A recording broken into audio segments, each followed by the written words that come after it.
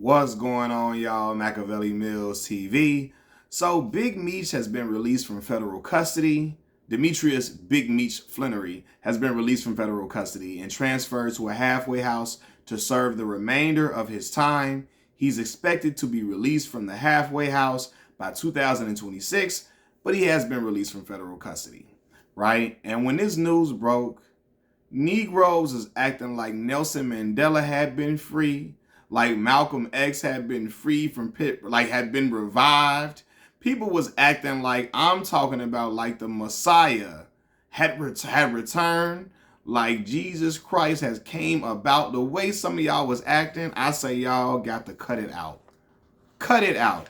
I understand Big Meech's family and close friends being excited for his release.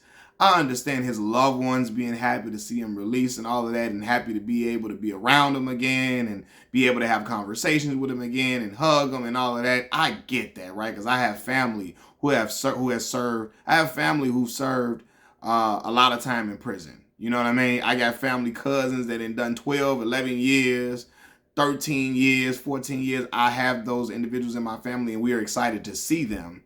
But my concern is Negroes acting like Meech is some Messiah, like he's Jesus Christ or something like that. That has got to stop. That's got to stop. I often said that amongst our people, both people that get released from prison get celebrated more than people that have gotten degrees in college, that graduated from college. They get celebrated more than people who start in their own business, who have become a success with certifications and apprenticeships, all of that. You know what I mean? Like people that have learned trades and been successful learning a trade, they don't get celebrated the way people who get out of jail get celebrated. It started getting ridiculous, right? I watched the BMF TV show. It honestly is not that great of a show as far as storylines go. It's just really it's entertaining, very entertaining, and sometimes the stuff be so outrageous I just have to laugh at it. Like when old girl Henry was licking a flamethrower before she used a flamethrower to set somebody on fire. That was just over the top, and just I had to laugh because that was too exaggerated, too like outlandish. But anyway, I do watch the show, right? But y'all out here celebrating. I want y'all to remember this. First of all, some of y'all might, I guess because y'all heard the stories about Big Meech being friendly with money. Maybe some of y'all think y'all gonna get some of that money that was stashed around. Maybe, I guess. But again, I can't knowingly be out here I can't champion a dude that was selling drugs to other black folks. You know what I'm saying? Like destroying the community. Even though, listen, if you ask me would I interview him? Yes. My thing is this. I'm not trying to belittle him, but I'm not going to act like he's the Messiah, is what I'm saying. I'm not saying you can't be interested in his story and all of that, and I'm not saying you can't, I'm not saying you should be disrespecting him at all, but I ain't finna act like he the Messiah when Meech was out here selling drugs in some of the blackest cities in America. Moving weight in some of the blackest cities in America. You know what I mean? Detroit, Atlanta. Like, come on. You know, and especially when you understand the like how crack cocaine affected black people. How it turned black folks into zombies. It broke up homes. And while Big Meech and his crew did not bring crack cocaine into America, we know the government had a hand in bringing that crack cocaine into America and specifically putting it within the black communities. We know that, right? But when you older and you know that men had a choice and were, again, selling dope to black folks that made them zombies, that broke up homes.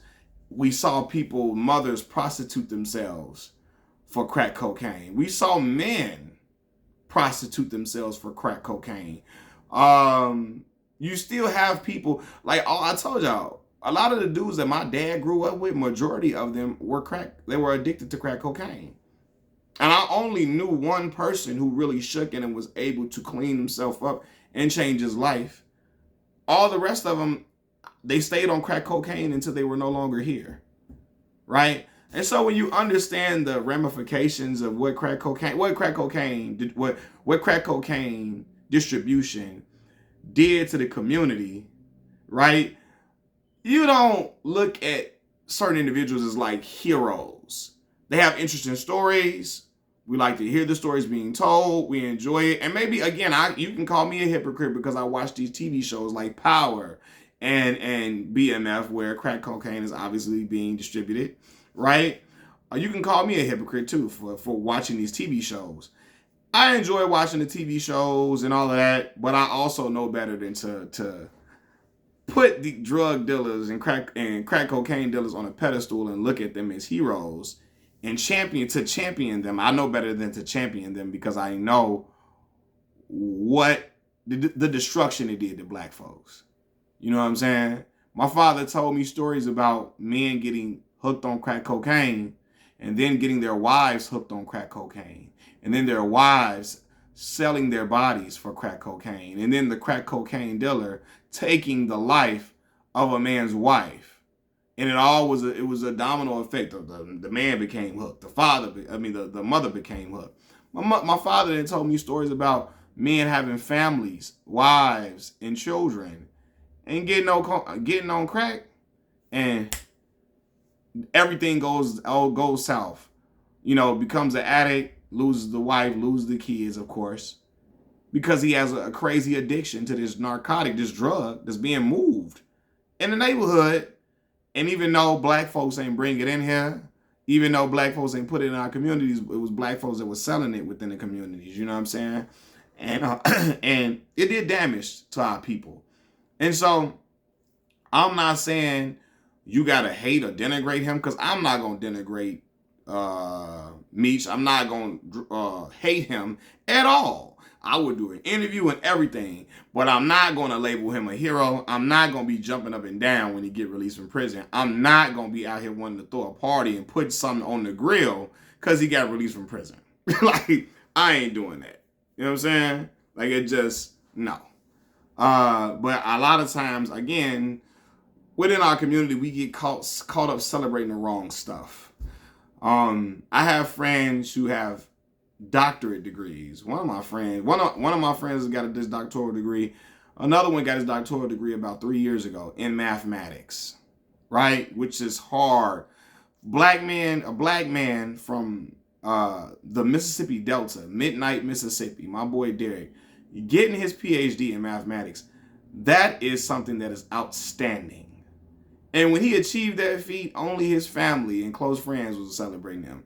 No, all the community wasn't celebrating him. Everybody wasn't, you know what I'm saying? The way people that have never met Meech in their life is like honoring and worshiping him and falling at his feet. That's never not gonna be crazy to me. That's never gonna be like, have me shaking my head when I see that. Like, dog, what? You know your own people, y'all and these same people jumping up and down, hollering and screaming. They didn't have cousins graduate from college, probably brothers and sisters graduate from college. They ain't never been this geek. When they heard Meech getting out of jail, you would have thought reparations was getting handed out to black folks. Now, I know, again, Meech was throwing a lot of people money beforehand, but how many of us finna get that money now? Like, let's be for real.